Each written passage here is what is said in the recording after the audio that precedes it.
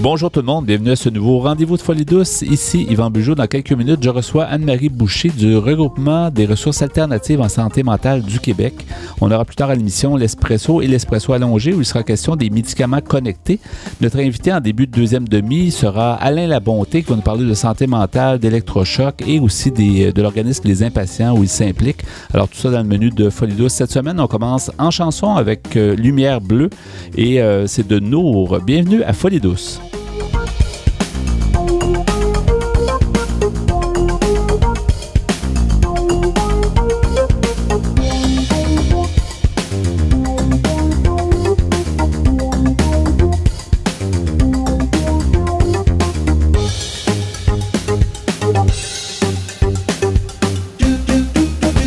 Que vous soyez malin, peu enclin, radin ou épicurien, vous êtes à Folie douce. J'ai le plaisir d'accueillir mon invité qui est donc Anne-Marie Boucher. Bonjour Anne-Marie. Bonjour. Bonjour, bienvenue à Folie douce. Tu es responsable aux communications et à l'action sociopolitique du regroupement des ressources alternatives en santé mentale du Québec. Oui, alors, c'est intéressant de te recevoir ici. C'est pas la première fois, mais on va parler de bien belles affaires. Oui, tout à fait. Mais merci de nous recevoir. C'est toujours un plaisir là, de venir vous voir. C'est intéressant de te recevoir. D'abord, on va situer c'est quoi le RRASMQ, donc le regroupement. Qu'est-ce que ça fait au niveau du Québec, la santé mentale? Le regroupement, en fait, c'est un regroupement d'organismes communautaires qui œuvrent à partir de la philosophie alternative en santé mentale. Il existe depuis 1983. Et ce qu'on fait depuis ce temps-là, c'est vraiment de mettre en contact les organismes communautaires qui travaillent à partir de l'alternative. Il y a de la formation, on collabore sur des projets de recherche, il y a de l'action sociopolitique aussi, donc on est toujours dans une visée de transformation sociale. Et finalement, il y a des communications diverses. Donc, on produit depuis 5 ans un journal qui s'appelle le Journal Ailleurs et Autrement, qui est diffusé à l'occasion de la Journée mondiale de la santé mentale. Et on produit aussi une revue d'analyse qui s'appelle L'autre espace. Donc, on vise à produire du contenu de réflexion, d'analyse autour de la question de la santé mentale.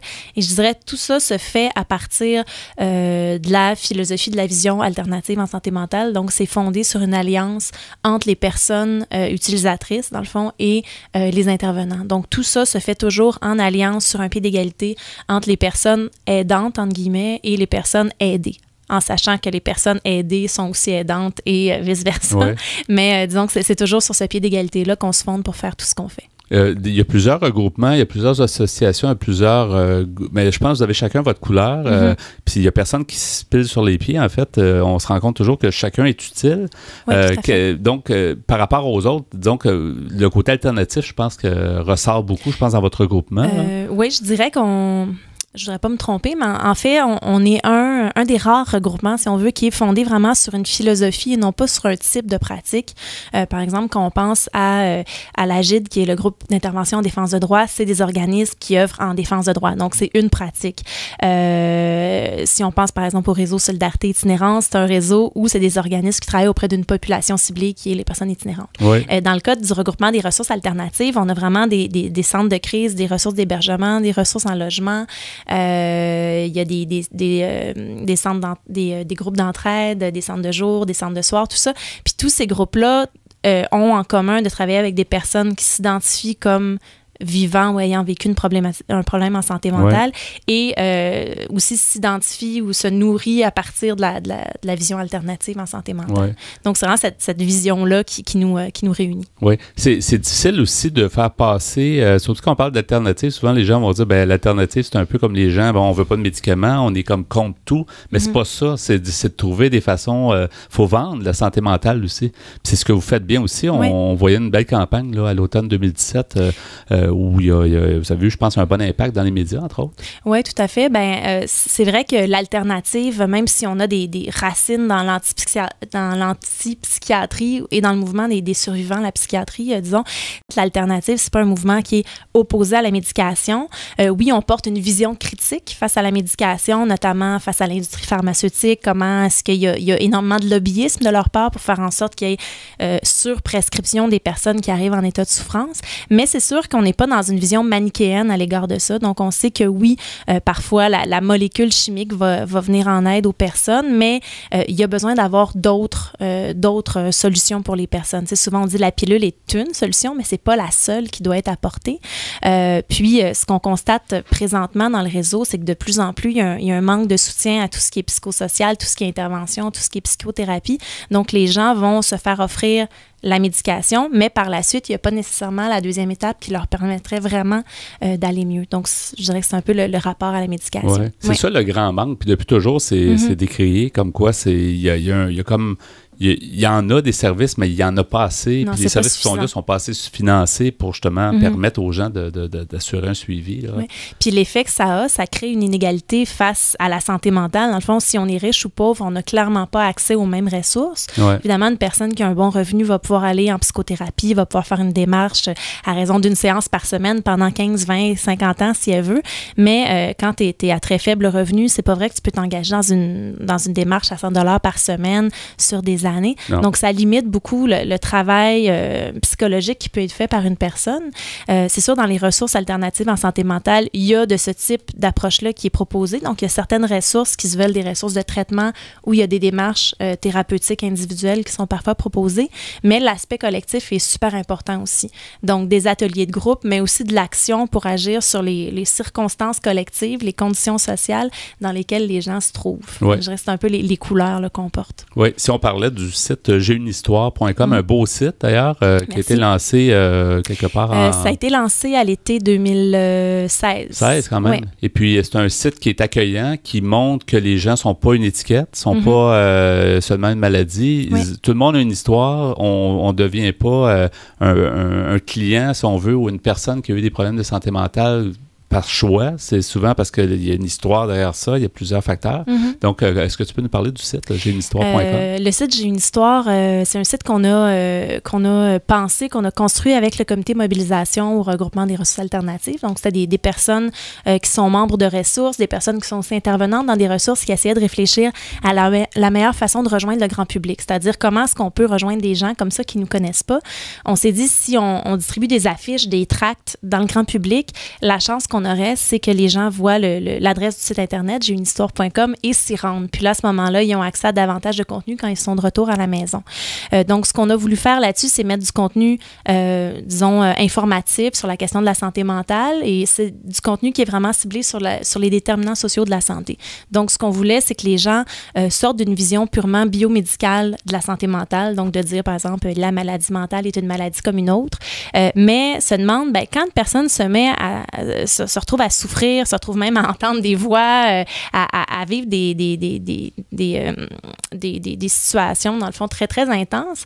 C'est pas juste question de débalancement chimique, ou c'est peut-être même pas question de débalancement chimique. Il y a toutes des circonstances dans sa vie qui l'amènent à vivre des très grands stress, puis à se retrouver dans cet état-là. Donc, on voulait pointer les circonstances qui sont aux racines d'un problème en santé mentale pour amener une réflexion sur d'où ça vient, puis qu'est-ce qu'on pourrait faire collectivement, socialement, pour faire en sorte qu'il y ait moins de personnes qui se retrouvent en très grande souffrance, comme c'est le cas actuellement. Oui, et le site a déjà des gens qui ont raconté leur histoire, mais est ouvert aux autres. Oui. C'est ça qui est la beauté, c'est que peut-être on veut en inspirer le plus de monde possible pour justement avoir une variété, puis montrer qu'il y a toutes sortes de personnes, des plus âgés, plus jeunes, dans différents milieux, différentes classes sociales, si on veut. Oui, tout à fait. Oui, bien, en fait, cette partie-là, c'est comme une partie blog un peu, si on veut, sur le site. C'est une partie où les gens partagent leur histoire de vie. Et puis là, vraiment, c'est des citoyens de toutes sortes. Il y en a qui fréquentent les ressources, donc ils ont entendu parler de la campagne par une ressource alternative en santé mentale. Mais il y a aussi des citoyens qui ont pu nous entendre à la radio ou nous voir à la télé, puis qui partagent à ce moment-là leur histoire. Donc, ils remplissent l'histoire histoire dans le formulaire. C'est de façon anonyme. On demande seulement d'indiquer de quelle ville ils sont. C'est question d'illustrer un peu toute l'étendue de ce qui peut être vécu. Et dans le fond, on partage ces histoires-là. Puis ce qu'on espère, c'est que les gens puissent lire ces histoires-là et être sensibilisés. Et peut-être même parfois se reconnaître. Puis on croit beaucoup dans l'entraide, dans l'alternative en santé mentale. On pense que l'entraide, le fait de partager nos histoires, c'est quelque chose qui aide à sortir de l'isolement puis à se relier aux autres. Donc, c'est un peu une façon de proposer cette ouverture-là à l'autre là, qu'on met sur le site Internet. Donc, le regroupement aussi, le RRASMQ, le regroupement des ressources alternatives en santé mentale du Québec, tient une journée de l'alternative en santé mentale depuis quand même plusieurs années. Oui. Peux-tu nous en parler aussi, Anne-Marie? En fait, la journée de l'alternative en santé mentale, ça fait 5 ans qu'on la tient. Donc, c'est quelque chose qu'on a lancé à l'occasion de notre 30e anniversaire en 2013. Oui. En 2013, il y avait un gros événement de 2 jours autour du 30e anniversaire du regroupement. Et dans le fond, ce qu'on voulait faire par cette journée-là, c'est s'approprier d'une certaine manière la Journée mondiale de la santé mentale pour faire parler de l'alternative en santé mentale au Québec. Parce que ce qu'on constate dans les ressources, c'est quand les gens arrivent en demande d'aide ou arrivent parce qu'ils ont besoin d'un lieu d'appartenance, ils ne connaissaient pas l'alternative. Avant, ils n'en avaient jamais entendu parler. Puis pour eux, c'est comme un choc joyeux. Ils se disent, mais mon Dieu, ça m'aurait tellement aidé de connaître ça avant. Puis j'ai pas eu accès à cette vision-là, à cet angle-là de vue sur ma propre histoire. Donc, ce qu'on voulait, c'est de rendre ça plus visible, de faire en sorte que les gens connaissent l'alternative et puissent aller vers leurs ressources ou puissent cheminer dans leur propre réflexion sur la question de la santé mentale. C'est ça que l'automne dernier, je pense qu'il y a eu un bel événement au métro Mont-Royal. C'était bien dans le cadre de cette journée-là. Oui, tout à fait. J'ai vu les photos, j'ai vu les différents mots qui étaient écrits. C'était très touchant. Je trouve que c'était très humain. Oui. Puis je ne sais pas comment la réaction a été. Les gens qui étaient à proximité du métro Mont-Royal, comment ont-ils réagi? Généralement, l'accueil est très bon. Je dirais que les gens s'arrêtent, prennent le temps d'écouter. Il y a des prises de parole. Cette année aussi, on a tenu des activités de porteurs de parole qui visent à recueillir une parole citoyenne. Donc oui, il y a une prise de parole dans un sens, mais on reçoit aussi la parole des citoyens, on l'affiche dans l'espace public. Ouais. Donc c'est vraiment ce dialogue-là qu'on souhaite faire émerger. Puis c'est toujours très, très positif le contact parce que on sent que, contrairement au bureau du médecin, où on n'a pas toujours le temps de livrer notre parole, de se faire écouter, ben, dans un contexte comme ça, les gens sont vraiment en mode ouverture, en mode partage, en mode écoute. Puis ça fait vraiment, c'est vraiment une super belle expérience humaine. J'ai trouvé les photos belles parce qu'il y avait les messages sur différents papiers de couleur, puis c'était attirant. Il y en avait beaucoup. C'est de dire, il y a des messages, puis si tu te mets à les lire, c'est pas rien, là, c'est pas des banalités, c'est quelque chose qui vient vraiment de la personne, puis c'est un exutoire presque, c'est sûrement thérapeutique jusqu'à un certain point. Oui, ces paroles-là sur les papiers de couleur, c'est justement les paroles qu'on avait récoltées par l'activité du porteur de parole. Les ressources alternatives vont animer des porteurs de parole dans leur petite ville, dans leur village, dans leur communauté. Et l'idée, c'est que ces paroles-là soient récoltées et on les ramène au regroupement, puis il y a un comité qui va analyser ces paroles-là.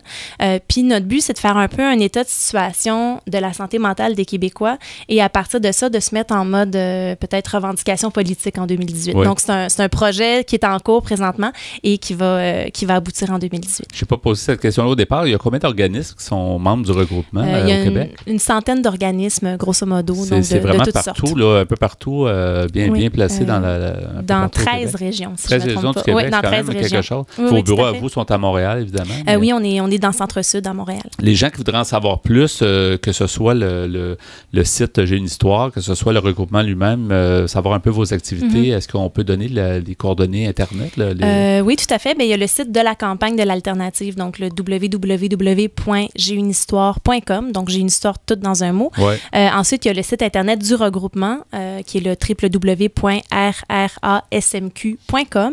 Et on a aussi une page Facebook, donc le regroupement des ressources alternatives en santé mentale, où on publie beaucoup d'articles sur les déterminants sociaux de la santé, sur la vision critique, la vision alternative en santé mentale, et où il est possible aussi de nous contacter par ce détour-là. C'est intéressant d'interagir puis de voir les photos. Tout ça, ça reste que c'est dynamique, ça vend bien la santé mentale aussi. C'est intéressant. On espère que ça ouvre, ça déstigmatise, puis ça ouvre à mettre ça en discussion davantage. Oui, merci beaucoup Anne-Marie Boucher, donc responsable aux communications et à l'action sociopolitique du regroupement des ressources alternatives en santé mentale du Québec, d'avoir été des nôtres. Ça m'a fait plaisir. Bonne continuité. Au revoir. Merci beaucoup. Au revoir. Au revoir.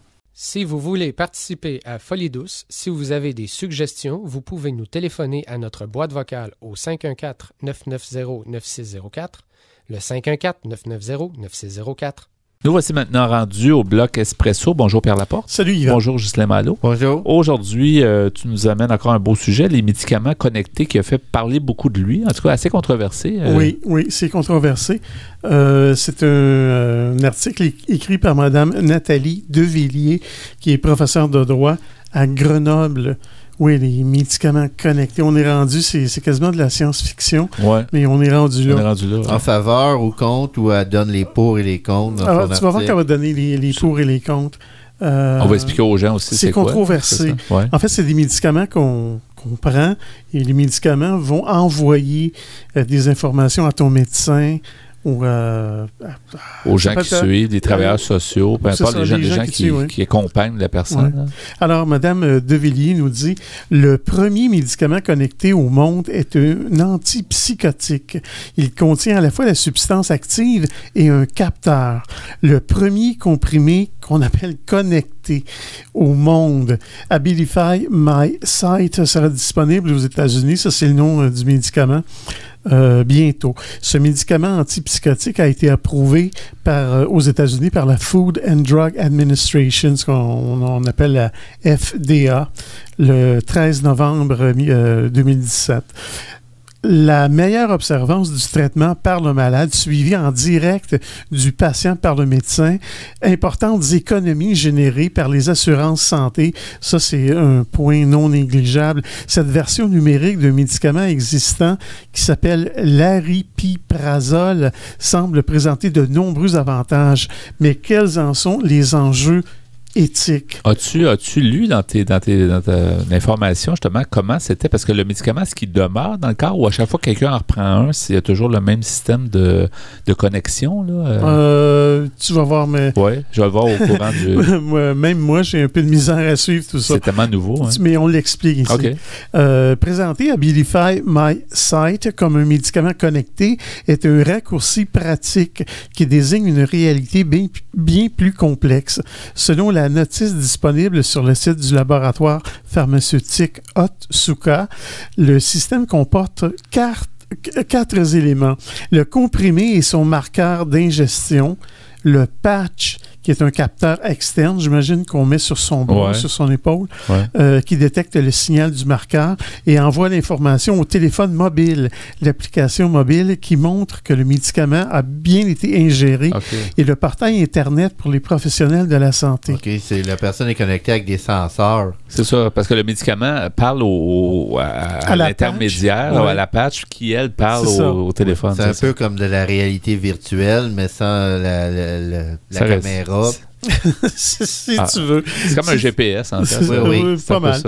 L'application mobile doit être téléchargée avant la première prise et le patient doit suivre ses instructions lorsqu'il utilise ce système de traitement, qu'il s'agisse de la mise en place du patch ou de la prise du médicament.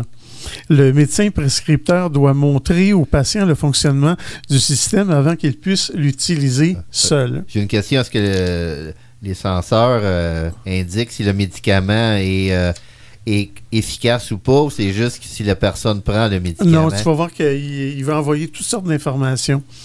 Plus précisément, le patient avale son comprimé entier sans le couper ni le mâcher.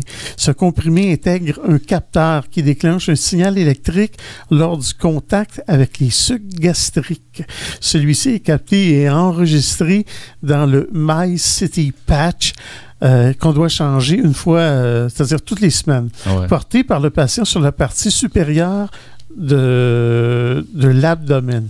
J'aurais pensé que c'était l'épaule, mais c'est sur la poitrine. Parce qu'il est plus près de l'estomac, donc il connecte mieux. Oui, puis je pense aussi que le médicament c'est l'effet commence par l'estomac pour se diriger vers le corps aussi. C'est ça. Je suis pas un expert, mais c'est pour ça que la réaction est enregistrée à ce moment-là. C'est ça a un minimum de logique. Oui, c'est logique. Je peux me tromper complètement, mais ça a un minimum de logique. C'est ça.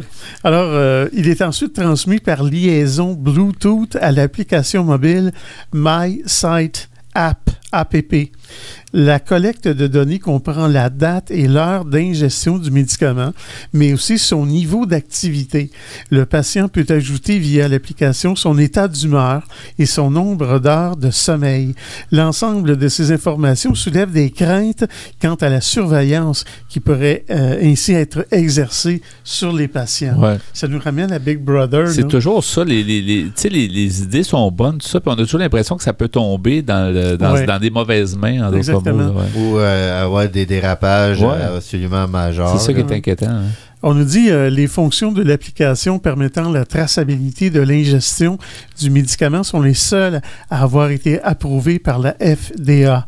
Or, le site de la Société de médecine numérique Proteus, co-développeur du médicament, mentionne que le patch détecte et enregistre certaines données physiologiques telles que le niveau d'activité et les transmet à l'application mobile. Il existe un manque de transparence sur la nature des données de santé collectées, leur fréquence, mais aussi la finalité de leur transmission. Oui. Cette discrétion ne peut qu'éveiller la suspicion, notamment sur la réutilisation des données à des fins secondaires qui ne seraient pas explicitement approuvé par le patient. Oui, un exemple, ça serait un patient prendrait de l'alcool. Les gens ne sont pas supposés prendre de l'alcool, mais si c'est un verre de vin... là, c'est probablement que ça se saurait. Tu peux pas faire de jugement en disant si c'est pas d'un abus, les gens sont parfaitement libres de faire ce qu'ils veulent. Mais aussi, encore là, si le détecteur est capable de capter l'absorption d'alcool, il va te dire en quelle quantité. Ça ne veut pas dire que la personne est un ivrogne nécessairement. Non, mais le jugement... J'ai l'impression que la personne, ça va lui ajouter un stress. Oui, je sais pas exactement. si c'est ça. Hein? Surtout pour les personnes qui souffrent de problèmes de santé mentale, qui souffrent souvent de paranoïa.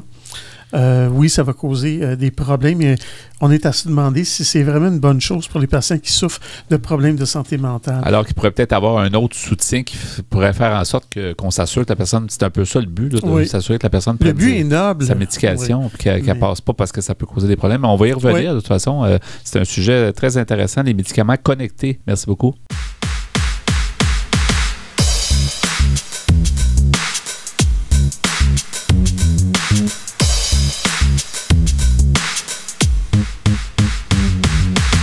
À venir dans l'émission Folie douce, notre invité est Alain Labonté, avec qui on parle de santé mentale, d'électrochoc et de son implication avec l'organisme Les Impatients.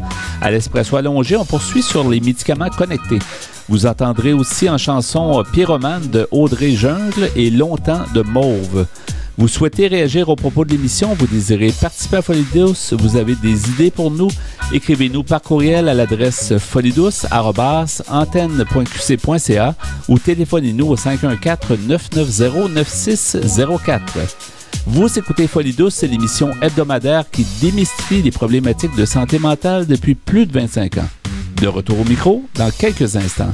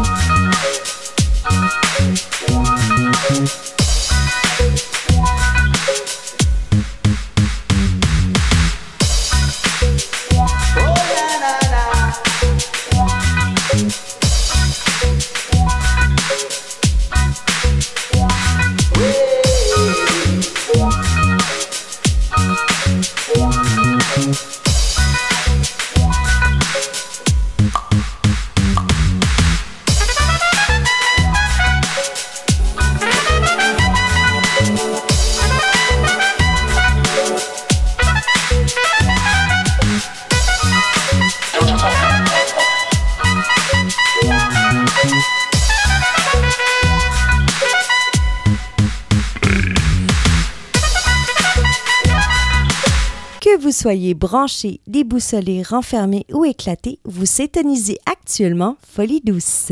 J'ai le plaisir d'accueillir mon invité, Alain Labonté. Bonjour, Alain. Bonjour. Bonjour, bienvenue encore une fois à Folie douce. Tu as déjà été des nôtres et c'est un plaisir de te recevoir. On t'avait reçu pour le premier livre que tu as écrit, qui a eu quand même un bon succès, qui portait le titre « Une âme et sa quincaillerie ». Donc, tu avais eu l'occasion de nous parler un peu de ton vécu. Tu as vécu, on va parler de différents sujets avec toi, mais tu as vécu la santé mentale de proche, même dès un jeune âge, Oui. en fait, avec ta mère. Je pense qu'il y avait certains problèmes. J'avais 12 ans la première fois qu'elle a fait une dépression profonde. Oui. Ça t'a, comme tu nous avais un peu raconté l'autre fois, ça t'a ouvert les yeux peut-être sur le don de soi ou en tout cas de s'impliquer. Je pense que tu es quelqu'un qui s'implique beaucoup en société, au niveau... Oui, je m'implique beaucoup. Ce qui est intéressant, un jour, on m'a posé la question à savoir si ça avait été difficile de vivre une enfance avec la mère que j'avais eue. Et sur le coup, ça m'avait un peu refroidi comme question. Et j'avais dit à l'animatrice, j'ai dit, c'est intéressant, on ne m'a jamais demandé ça de cette façon. Mais j'ai dit, au moment où vous me posez ça, j'ai un petit film qui vient de me partir dans la tête. Ouais. Et j'ai le souvenir d'avoir 12 ans, d'arriver de l'école, donc de débarquer de l'autobus, aller vers la maison et d'arriver en face de la porte de la maison, ouvrir la porte. Et derrière cette porte-là, il y avait 2 bras qui s'ouvraient. Puis entre ces 2 bras-là, il y avait un cœur qui s'ouvrait. Je me souviens de ça. J'ai dit, aujourd'hui, les gens de ma génération, souvent, sont monoparentales, ont les enfants une semaine sur 2. Et la semaine qu'ils les ont, parfois, ils les font garder un soir, 2 soirs, 3 soirs à cause du travail, à cause d'un cocktail ou peu importe. Donc, j'ai dit, on va retourner la question autrement. J'ai dit, qui a eu la plus belle des enfances? Est-ce que c'est moi, avec une mère diminuée qui me donnait tout l'amour qu'elle avait? Ou quelqu'un qui aujourd'hui a tout matériellement, mais dans l'absence. Ouais. Et à ce moment-là, ça a été particulier parce que il y a eu un long silence. Et quand on fait de la radio, les silences, on les remarque. Et au bout de 2-3 secondes, personne parlait. Et j'ai dit, ça me fait penser à autre chose. J'ai dit, quand j'étais jeune, j'avais très peu d'estime de moi. Et justement, quand je passais la porte de la maison, ma mère qui m'ouvrait les bras, elle me disait toujours qu'elle m'aimait, que j'étais bon, que j'étais beau, que j'étais gentil et tout ça. Et avec elle, je me sentais quelqu'un. Et la belle histoire dans tout ça, c'est, sans le savoir, ma mère me donnait assez d'assurance pour rester debout et de la porter en même temps. Ouais. Donc, on est devenu un maillon nécessaire l'un à l'autre. Ouais. Puis, Puis elle va très bien aujourd'hui. Actuellement, elle va bien. Santé mentale bien équilibrée, mais bien entendu, elle a des suivis. Ouais. Comme nous, on va chez le médecin, on va chez le dentiste. Bon, c'est la même chose. Des fois, on demeure plus fragile, mais d'une certaine façon, c'est un peu une force parce qu'on est peut-être plus à l'écoute de soi, absolument. ou même l'entourage est à l'écoute de la personne. Oui, absolument. Puis même, dernièrement, je lui ai dit, il faut faire un peu de sport. C'est pas parce qu'on va avoir 80 qu'il faut rester assis. Et la dernière fois, on est allé prendre une marche de 1,5 km. Donc, et elle avait le pas. Là, c'est ça, mais c'est excellent. Non, oui. Bien. Très vive. Elle rit. Elle va chez mes frères, chez mes sœurs. Non, c'est vraiment bien. Pour nous amener, donc c'est une belle histoire, pour nous amener à ce que tu fais, tu t'impliques beaucoup, on va parler de différentes choses ensemble aujourd'hui, mais tu t'impliques entre autres chez les impatients. Oui. Parce que dans la vie, tu t'occupes de communication, donc tu penses que c'est un peu la façon dont les impatients et toi, vous vous êtes rencontrés peut-être? Oui, tout à fait. En fait, moi j'ai ma boîte Alain Labonté Communication, donc principalement je fais des relations de presse, donc je suis le pont entre les médias et les individus ou les organismes, les entreprises. Et les impatients, qui est un lieu ici à Montréal où les gens aux prises avec des problèmes de santé mentale ont la possibilité de vivre des ateliers de création via la peinture, la sculpture, le dessin, la danse, le chant. Et il y a 15 ans, ça a été mon premier client. Et ils sont toujours avec moi. Et c'est comme si ma mère, sans le savoir, m'avait amené là, parce que c'est un univers inévitablement que je connais quand même assez bien, dans lequel je suis à l'aise aussi. Et pour moi, c'est d'une évidence que je serai toujours avec eux. Si je n'y suis pas physiquement, j'y serai avec mon cœur, en tout cas. Je vais toujours faire des choses pour les aider. Et je crois qu'en 2018, pour la Saint-Valentin, les impatients font un coffret, en fait, qui a déjà été fait dans le passé, mais que... Absolument. En fait, cette année, les impatients célèbrent 25 ans d'existence. Donc, puis ce qui est formidable, je tiens à le souligner, les impatients ont commencé à Montréal et aujourd'hui, on a près de 15 lieux de diffusion dans le Québec. Dont les impatients de Drummondville, les impatients de Sorette, de Sorel, les Impatients de Joliette. Donc, c'est bien parce que je trouve que les Impatients font des petits aujourd'hui parce que la santé mentale, c'est pas juste à Montréal, c'est partout. Ouais. Et dans le cadre des 25 ans, les gens de la Fondation ont eu l'idée de faire un 10e coffret, un coffret anniversaire, en fait. Et dans ce coffret-là, on va retrouver, je dirais, peut-être environ 70% de lettres qui ont été publiées dans les coffrets de 1 à 9. Donc, c'est un best-of, si on veut. Et cela, ce que je veux dire par là, on retrouve, mettons, une lettre de Leonard Cohen, inédite, qui nous avait offert dans le 5e coffret, je pense. On a une lettre inédite de Jacques Brel, écrite à Clairette. Vraiment, c'est un petit bijou. C'est des lettres d'amour, dans le fond, des lettres pour la d'amour à Saint-Valentin. son chat, son amoureux, à son pays. Le thème est toujours libre. Et il y a 30% des lettres qui sont vraiment toutes fraîches, qu'on a demandées à des gens qu'on aime beaucoup. Patrick Sénécal, Simon Boulris, Anaïs Barbeau-Lavalette. Des gens qui veulent aider justement les impatients parce que c'est une organisation qui, évidemment, qui aide les gens, mais qui a besoin toujours de fonds. Tout le temps, parce qu'il y a une liste d'attente aussi. Parce que les gens qui fréquentent les ateliers de création sont référés par un médecin, un psychiatre. Et, à un moment donné, ça prend des art-thérapeutes, ça prend des papiers, du papier, des crayons. Et présentement, comme un peu partout ailleurs, il y a une liste d'attente et on essaie toujours d'essayer d'en trouver un petit peu plus de sous pour essayer de répondre à ces besoins-là. Parce que moi-même, pour écrire des livres ou des chansons, la création, ça libère, ça fait du bien et ça nous sauve aussi. Absolument. Absolument, c'est un exutoire. Et puis ça, absolument. Je veux parler d'une autre une implication intéressante. En fait, tu t'impliques par rapport au protocole sur la pratique des électrochocs au Québec. Ça fait toujours un peu sursauter quand on entend parler des électrochocs. Tu as été approché, je pense, suite à ton livre où tu en parlais. Ta mère avait eu comme l'expérience de vivre certaines sessions d'électrochocs. En fait, quand j'ai publié le premier livre, Une âme et sa quincaillerie, il y a un chapitre qui est consacré à ma mère. Donc, je parle du fait qu'elle a eu des électrochocs. Et suite à ça, il y a beaucoup de gens qui ont réagi, qui m'ont écrit sur les réseaux sociaux, mon courriel, ou même qui m'ont appelé. Et les gens étaient très, très gentils. Ce qui ressortait de ça, c'était surtout la stupéfaction du fait que la pratique des électrochocs existe encore en 2018. On croirait que c'est quelque chose d'une autre époque. Oui, et comme je discutais à un moment donné avec le docteur David Bloom de l'Institut Douglas, je lui demandais comment se fait-il que les gens me posent cette question-là. Et il m'avait dit, Alain, vous savez, depuis Vol au-dessus d'un nid de coucou ou l'histoire d'Alice Roby, dans la littérature francophone, très peu de gens ont parlé des électrochocs. Et il dit, dans votre livre, en plus, vous en parlez d'une façon positive et d'une façon que ça a sauvé votre mère. Et aussi, vous parlez de votre mère avec tellement d'amour que sûrement c'est la raison pour laquelle personne a jugé ou a lancé des pierres. Au contraire, les gens cherchaient à comprendre. Et je trouve ça vraiment super que cet ouvrage-là ait éveillé des consciences. Et ton implication, donc, tu participes à la réflexion? Oui, en fait, c'est le CEECTQ, donc le Centre d'excellence en électroconvulsivothérapie du Québec, qui est un centre d'études et d'expertise au niveau de l'ECT, donc les électrochocs, et qui a pour mission de contribuer à une meilleure croissance et à l'implantation des meilleures pratiques au Québec. Donc, actuellement, au Québec, il y a 42 institutions qui offrent ce service-là. Donc, ce qu'on veut faire, c'est essayer de répertorier à travers ces 42 institutions-là des bases de données pour qu'on ait des procédures qui soient pareilles partout et qu'à partir de ça, on puisse, nous, aller plus loin dans la recherche, qu'on ait quand même un baromètre sur quoi s'appuyer.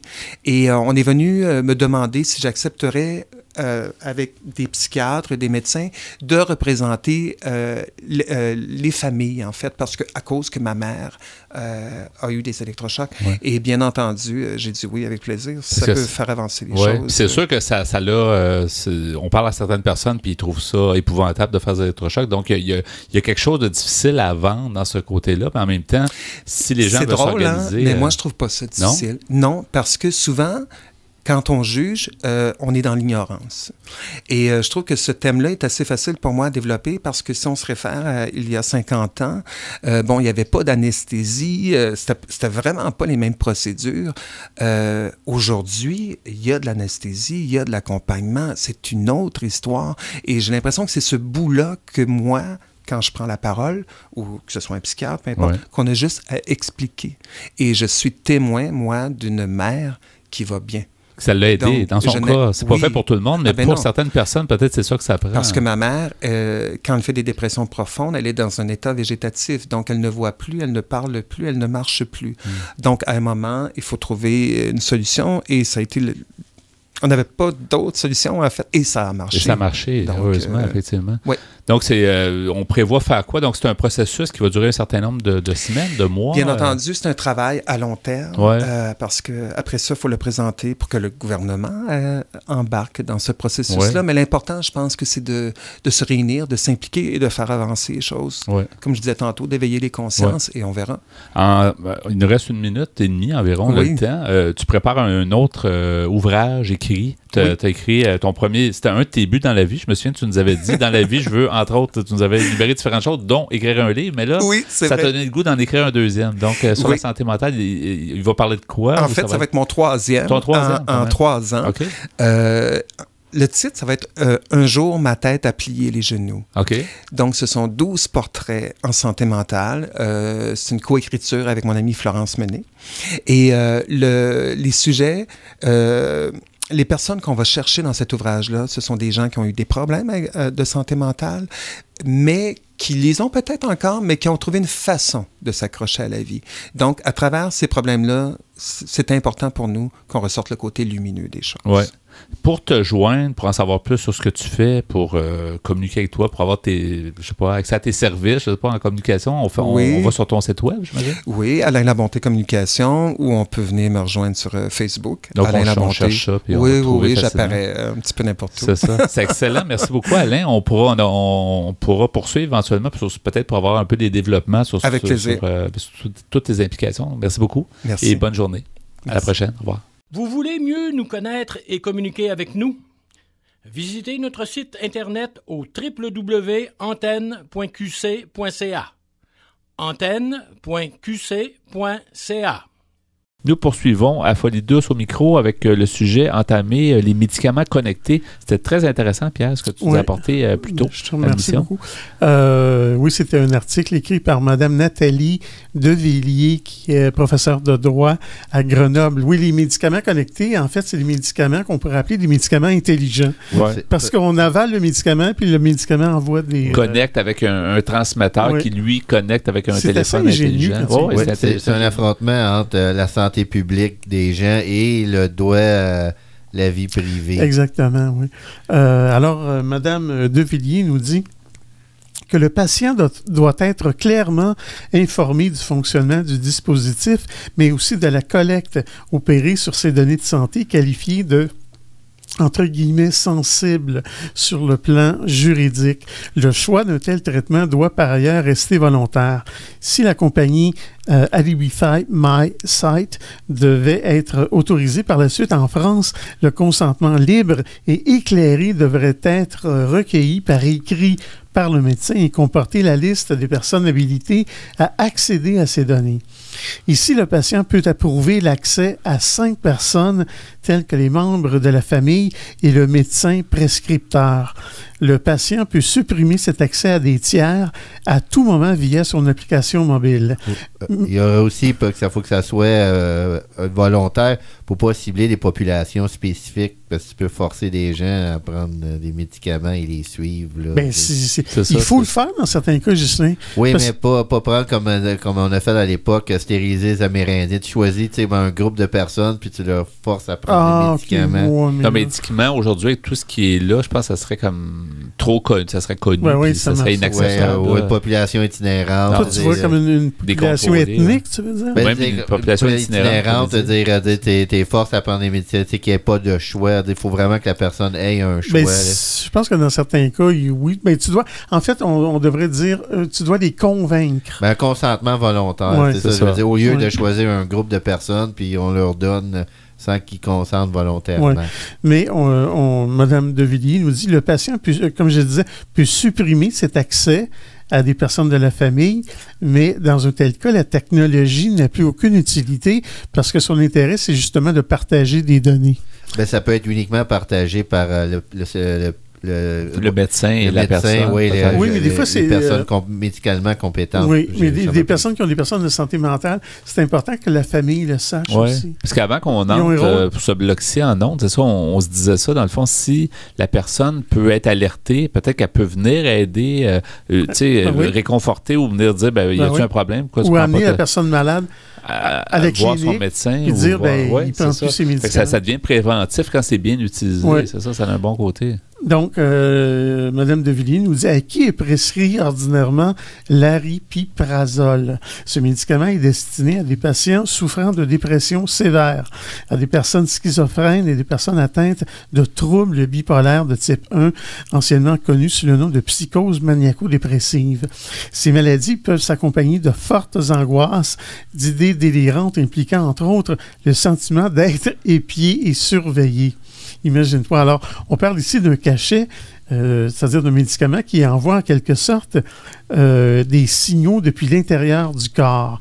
L'idée d'ingérer un tel mouchard, entre guillemets, peut ainsi faire écho chez certains patients à leur propre tourment. Un stool, là, comme on dit. Exactement, oui. De plus, pour l'ensemble des patients concernés, le fait que la prise du comprimé puisse être contrôlée en direct par leur médecin peut être vécu comme une forme de pression psychologique à suivre le traitement. C'est ça. Ce que c'est, en fait, oui, mais on doit le faire. C'est pour ça qu'il faut que la personne soit consentante, faut qu'elle soit informée. Et les bénéfices de ça, il faut qu'elle soit au courant. Est-ce que ça marque aussi les effets secondaires ou seulement la prise? Je pense pas qu'on parle d'effets secondaires. Parce que ça peut être un gros problème. Ce médicament-là peut... il n'y a sûrement pas d'effets secondaires dans le sens que c'est une connexion qui se fait. Non, mais le médicament. Ah, le médicament, mais si la personne prend déjà un médicament, je me demande si ça doit être jumelé avec. Je ne sais pas jusqu'à quel point. Non, tout amène le point, je sais qu'il y a beaucoup de médicaments qui provoquent beaucoup d'effets secondaires. C'est marqué dans le test, des tremblements, ça, je pourrais pas te le dire. C'est vraiment grave. C'est là que les gens peuvent vouloir abandonner le médicament. Non, c'est sûr. Alors, si je vais plus loin dans l'article, par ailleurs, le fait qu'aux États-Unis, les assureurs encouragent l'utilisation de ce système par un meilleur remboursement pose lui aussi une question. Le consentement du patient peut-il être considéré comme libre et éclairé dans de telles conditions? Enfin, l'acceptation du médicament connecté ne doit pas non plus devenir une condition pour la sortie de l'établissement psychiatrique, voire pénitentiaire dans certains cas, et encore moins pour accéder à un emploi. Autant d'utilisation potentielle problématique. Oui, et pas être forcé non plus par la compagnie d'assurance de le prendre pour payer tes médicaments. Mais ils peuvent t'inciter à le faire. Parce que dans le fond, ça permet de ne pas peut-être être réhospitalisé, donc ça coûte moins cher, on contrôle les coûts, là, c'est ça. C'est parce que c'est un système d'assurance, ça peut coûter cher aussi pour les gens, puis c'est un contrôle. Il ne faut pas que l'argent amène dans ce cas-là. Le consentement est devenu une question problématique, en particulier dans le domaine des applications mobiles, y compris de santé et dans celui des réseaux sociaux. L'information délivrée à l'usager apparaît en petits caractères sur nos téléphones mobiles, parfois sans réelle alternative ou refus pur et simple. Le procédé consistant à recueillir un consentement sur ce support numérique mène souvent l'usager à un clic immédiat sans avoir pris le temps de faire un choix éclairé. L'entrée en vigueur prochaine du règlement européen sur la protection des données à caractère personnel devrait corriger ce déséquilibre. Alors, je vais m'arrêter ici. Oui, on peut quand même chercher, je pense, peut-être tu nous rappelles le titre de l'article et l'auteur, si on veut lire au complet. Oui, le titre de l'article est « Médicaments connectés, qui a demandé le consentement du patient ?» Et j'ai l'impression qu'on n'a pas fini d'en parler. C'est de écrit par Mme Nathalie Devilliers. Ben voilà, merci beaucoup pour ton sujet. Donc, les médicaments connectés. Merci, Ghislain, également. Merci. Vous souhaitez écouter l'émission Folie douce au moment qui vous convient le mieux? Branchez-vous sur notre site web pour accéder à notre canal radio sur YouTube.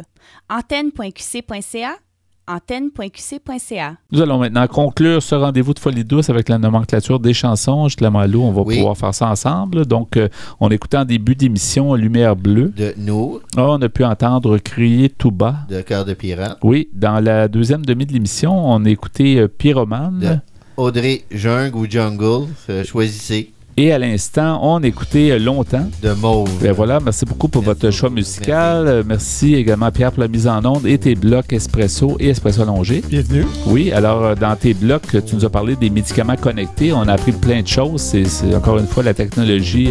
On est dans le futur. Dans le futur, ça avance beaucoup. C'est toujours le côté éthique. Il faut faire attention, mais c'est intéressant comme sujet. Je remercie notre invité en début d'émission, Anne-Marie Boucher du regroupement des ressources alternatives en santé mentale du Québec, qui nous a bien expliqué ce que fait cette organisation-là.